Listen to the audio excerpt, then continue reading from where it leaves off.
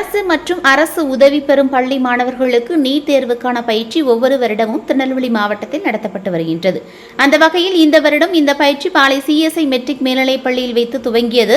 இந்த பயிற்சியினை மாவட்ட முதன்மை கல்வி அலுவலர் முத்துசாமி துவக்கி வைத்தார். பயிற்சி ஒருங்கிணைப்பாளர் கிருஷ்ணவேணி, பெருமாள், பள்ளி முதல்வர் ஷெரீன் மற்றும் ஆசிரியர்கள் பலரும் கலந்து கொண்டனர். இந்த பயிற்சியில் மாவட்டத்தின் பல்வேறு பள்ளிகளில் +2 பயின்ற மாணவ மாணவிகள் கலந்து கொண்டனர்.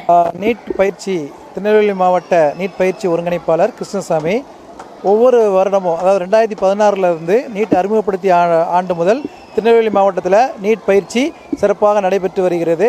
இந்த பயிற்சியில் அரசு மற்றும் அரசு உதவி பெறும் பள்ளி மாணவ மாணவிகள் ஒவ்வொரு இடமும் ஒரு 40 நாள் குறுகிய நாள் பயிற்சியை பெற்று வருகிறார்கள்.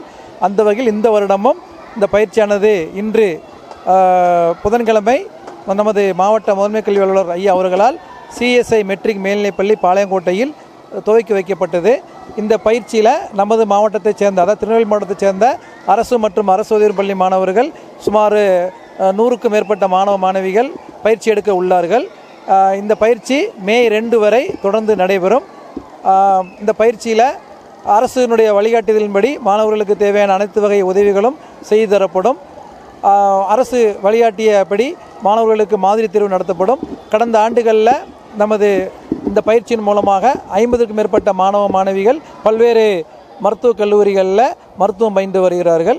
இந்த வருடமும் அதிக அளவில் மாணவர்கள் மருத்துவக் கல்லூரியில் சேர்வதற்கு தகுதி பெறுவார்கள் நம்பிக்கையோடு இந்த பயிற்சி இன்று முதல் ஆரம்பமாகிறது. கிருஷ்ணசாமி, நீட் பயிற்சி ஒருங்கிணைப்பாளர், திருநெல்வேலி மாவட்டம்.